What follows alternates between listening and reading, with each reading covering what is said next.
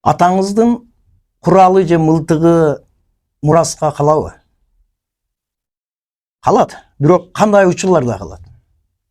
Буну өтө этият кылуу керек. Анткени мисалы атаңызга кандайдыр бир сыйлык куралы берилиши мүмкүн. Же атаңыз өзү уруксат алып, ошону өзү колдонуп, пайдаланып жүргөн болушу мүмкүн.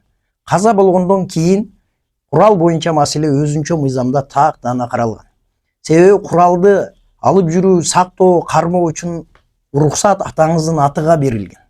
Сизге эмес. Ал укук ошол куралды колдонуу, пайдалануу, сактоо укугу мурас укугудан өтпөйт. Себеби ал кагаз ошол кишинин атына берилген.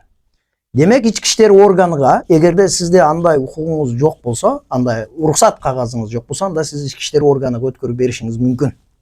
Бирок эгерде куралдын дагы түрүнө карайт. Сыйлык курал болушу мүмкүн, атылбаган курал болушу мүмкүн, же атылуучу курал болушу мүмкүн. Бирок жанагыдай атайын уруксат кагазын талап кылуучу курал жарактардын баардыгы атаңыз каза болгондон кийин тиешелүү органга өткөрүп бериш керек, эгерде сизде андай укугуңуз жок болсо.